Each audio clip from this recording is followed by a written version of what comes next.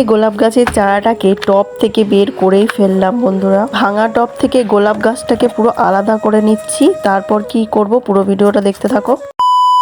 Guys, welcome back to my gardening video channel. তো আজকে আবার চলে এসেছি একটা ভিডিও নিয়ে। তো তোমরা কিন্তু ভিডিওটা প্রথম থেকে শেষ অবধি দেখবে। তো আজকে আমি কি করব সেটাই দেখতে থাকো। আমি তো এই গোলাপের টবটা আমি নিয়ে চলে এসেছি, কারণ দেখো গাছটার মধ্যে কত ছোট ছোট গোলাপের সেই পাতা বেরিয়েছে।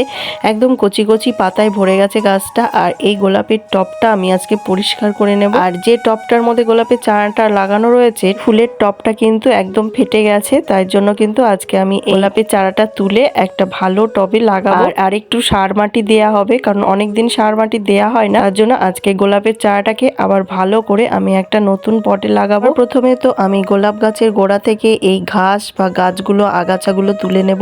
তারপর আমি এই পট থেকে বের করে নেব। আর এইদিকে আমি নিয়ে নিয়েছি শিংকুচি, হাড়কুচি মিক্স খাবারটা গাছের। এই খাবারটা কিন্তু গাছেদের জন্য খুবই উপকারী।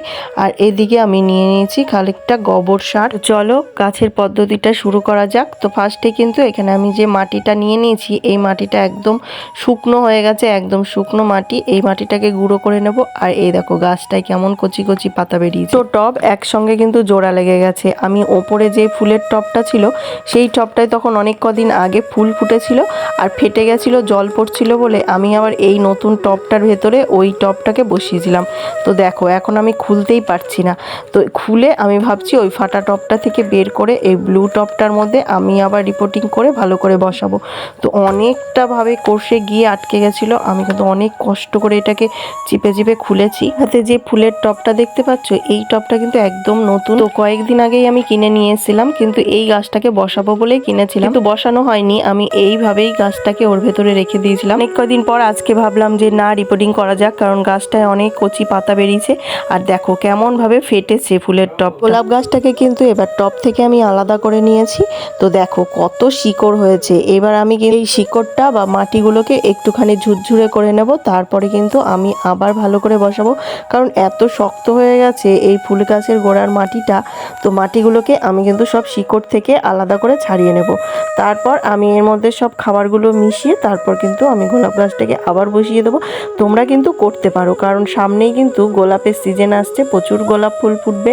আর এটা কিন্তু আমার একটা কমলা রঙের গোলাপ গাছ। তো অনেকদিন আগে নার্সারি থেকে কিনেছিলাম। ফুলগুলো তখন না এত সুন্দর ফুটেছিল, বড় বড় ফুল ফুটেছিল। আর গেলবারও কিন্তু প্রচুর ফুল ফুটেছিল। তো এই জন্য ফুল ফোটার আগেই আমি রিপোর্টিং করে নিচ্ছি। দেখো মাটিটাকে পুরো আমি শিকড় থেকে আলাদা করে দিয়েছি। তো এইবার আমি এই মাটিটাকে আবার সব কিছু মিশিয়ে তারপর আবার টবে বসাবো। দেখো কত সুন্দর, অনেকটা মাটি ছিল। আর গোড়ার মধ্যেও ঘাসগুলো হয়ে রয়েছে, এত শক্ত ঘাস। তো ঘাসগুলোকে আমি তুলতে পারছিলাম না। আর এর মধ্যে যে শুকনো ডাল হয়ে রয়েছে, সেই শুকনো ডালগুলো ফেলে দিতে হবে। কিছু পাতা কিন্তু শুকিয়েও ছিল, লাল লাল হয়ে গেছিলো, সেই পাতাগুলো কিন্তু গাছ থেকে তুলে ফেলে দিতে হবে। ফুল গাছের গোড়া থেকে দেখো এই মাটিগুলো বেরিয়েছে। মাটিগুলো কিন্তু আমি খুব চটকে চটকে একদম ঝুরঝুরে করে নিচ্ছি, কারণ একদম দলা দলা মাটি ছিল। এবার এর মধ্যে আমি মিশিয়ে দেবো আস্তে আস্তে সব খাবারগুলো। এর মধ্যে ফার্স্টে আমি মিক্স খাবারটা মিশিয়ে দেবো। এখানে আমি যে কটা গাছ লাগাবা সেই পরিমাণে যদি তোমরা দাও, তো পরিমাণ বুঝেই দিতে হবে। আমি এখানে যতটা মাটি নিয়েছি, আমি এখানে 2 মুঠ মিক্স খাবার দিয়েছি। দেখো খুব ভালো করে দিয়েছি। এবার আমি এই টবটার ভেতরে দিয়ে দেবো হচ্ছে এই কিছু খোয়া বা পাথরের। টবের মধ্যে যে নিচে ফুটোগুলো থাকে, সেই ফুটোগুলো বন্ধ করার জন্যই কিন্তু এই পাথরগুলো আমাকে দিয়ে দিতে হবে। আর এই মাটিটার মধ্যেও কিন্তু আমি গোবর মিক্স করে নিয়েছিলাম।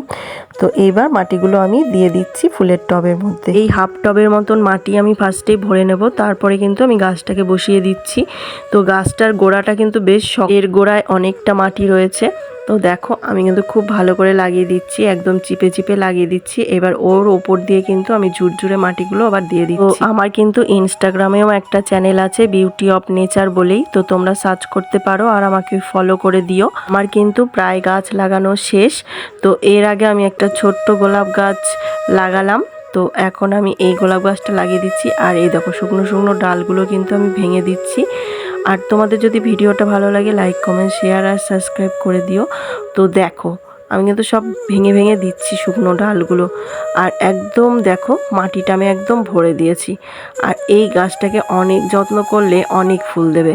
আর এই ফুলের রঙটা এত সুন্দর। আমার কিন্তু গাছ লাগানো শেষ। এবার আমি আস্তে আস্তে এগুলো সব গুটিয়ে ফেলবো। তারপর গাছটায় কিন্তু জল দিতে হবে, কারণ গাছ লাগানোর পর গাছে কিন্তু জল দিতেই হবে। না যদি জল দাও তাহলে কিন্তু গাছটা একদম ভালো হবে না, গাছটা মরে যাবে। কারণ এক টব থেকে আরেক টবে বসানো হয়েছে। তো চলো এবার মাটিটা আরেকটু দিচ্ছি, কারণ আমার মনে হচ্ছিলো মাটিটা একদম নিচে পড়েছিল, ওই জন্য আমি ভরে ভরে মাটিটা আরেকটু দিয়ে দিচ্ছি, যাতে ফুলের টবটা একদম ভরা থাকে, মাটিটা খুব সুন্দরভাবে লেগে যায় গাছের সঙ্গে। ওই জন্য আমার কিন্তু মাটিটা দিয়ে দিয়েছিলাম। এবার আমি সবগুলো একদম গুছিয়ে নিচ্ছি, গুছিয়ে নিয়ে এবার গাছে জল দেবো। কারা কারা গাছ লাগাতে ভালোবাসো আমাকে কমেন্টে জানাও। আর আমি কিন্তু সত্যি খুব গাছ লাগাতে ভালোবাসি। এই সময় কি কি গাছ লাগালে ভালো হয় সেটা কিন্তু তোমরা আমাকে জানাতে ভুলো না। তোমরা যেইভাবে বলবে আমি কিন্তু সেই গাছই আমার ছাদে লাগাবো। আমার ছাদে কিন্তু এমনিতেই টগর, জবা, জুঁই এই সমস্ত গাছগুলো রয়েছে এই গরমের জন্য। তো গরমকালে আর কি কি গাছ লাগানো যায় তোমরা আমাকে কমেন্টে জানিও। চলো যেই গাছটা লাগিয়েছি তো সেই গাছটায় প্রথমে একটু জল দিয়ে আসি, বেশি করেই জলটা দিয়ে দেবো গাছের গোড়াটায়। গরমের সময় কিন্তু দুপুরবেলায় প্রচণ্ড রোদ পড়ে, তাই জন্য কিন্তু গাছকে দুপুরে জল দেওয়া উচিত নয়। গাছে যদি জল দিতে হয় সব সময় কিন্তু সকালে বা বিকেলে বা সন্ধ্যায় দিলে কিন্তু খুবই ভালো হয়। এই টাইমগুলোতে গাছে জল দেওয়া খুবই উপকারী। সময়গুলোতে গাছে জল দিলে গাছের গ্রোথ হয়, গাছটা কিন্তু ভালো থাকে, সুস্থ থাকে। আর দুপুরবেলায় যদি রোদের মধ্যে গাছে জল দিতে যাও তাহলে কিন্তু গাছগুলো মারা যাবে। ওই রোদ আর তার উপরে জল দিলে গাছ কিন্তু বাঁচবে না। আর আমি এই দেখো একটা হাঁড়ি নিয়ে নিয়েছি। হাঁড়িটার কিন্তু ভেতরটা একটু কালো ছিল, হয়তো মাটির হাঁড়ি, ভেতরটা পুড়ে গেছে, কোনো ব্যাপার না।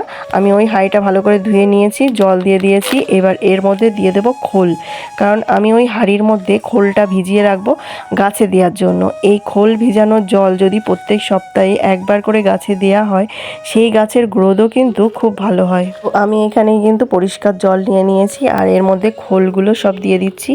এখানে কয়েক মুঠো খোল আমি দিয়ে এখানে 2 থেকে 3 দিন মতন ভিজিয়ে রেখে দেবো। তারপর যে জলটা নেব, 1 বালতি জলের মধ্যে অল্প করে করে মিশিয়ে আমি পুরো গাছগুলোতে সকাল বা বিকেলে দিয়ে দেবো। কয়েক মুঠো তো আমি এর মধ্যে মিশিয়ে দিয়েছি। মিশিয়ে দেওয়ার পর কিন্তু আমি এটাকে হাত দিয়ে নেড়ে চেড়ে ভালো করে মিশিয়ে নেব। দেখো এর ভেতরে কিন্তু দেখো কত শুকনো শুকনো একদম খোলগুলো রয়েছে, এগুলো কিন্তু সর্ষের খোল। তো তোমরা কিন্তু সর্ষের খোল দিতে পারো, খুব উপকারী একটা জিনিস। আর যদি সর্ষের খোল না পাও তাহলে বাজার থেকে সর্ষে কিনে নিয়ে এসে সর্ষে গুঁড়ো করে সেই গুঁড়োটা জলের মধ্যে ভিজিয়ে রেখে সেই জলটাও কিন্তু তোমরা গাছে দিতে পারো। তো দুটোতেই কিন্তু একই উপকার পাওয়া যায়। সর্ষের থেকেও সর্ষের খোলে বেশি উপকার পাওয়া যায়। তো আমার গাছ লাগানো হয়ে গেছে আর এদিকে সর্ষের খোলটাও ভিজাতে দেওয়া হয়ে গেছে, এই জন্য আমি হাতটাও ভালো করে ধুয়ে নিলাম। তো চলো তো দেখতে থাকো। এই যে আমার সামনের মাঠটা, এই মাঠেও কিন্তু সব লাগানো হয়ে গেছে, ওই যে ধান লাগাবে ওখানে, তার প্রস্তুতিও হয়ে গেছে। তো আজকের মতন ভিডিওটা এই পর্যন্তই। তো তোমাদের ভালো লাগলে লাইক, কমেন্ট, শেয়ার করো আর সাবস্ক্রাইব করো। আর এইভাবেই আমার পাশে থেকো। আর আমার নতুন নতুন ভিডিও দেখতে হলে তো আমার চ্যানেলটা অবশ্যই তোমাদের ফলো করতে হবে। তো আজকের মতন টাটা। তো দেখা হচ্ছে নেক্সট ভিডিওতে। তোমরা ভালো থেকো, সুস্থ থাকো আর এইভাবেই আমার পাশে থেকো। তো ধন্যবাদ সকলকে।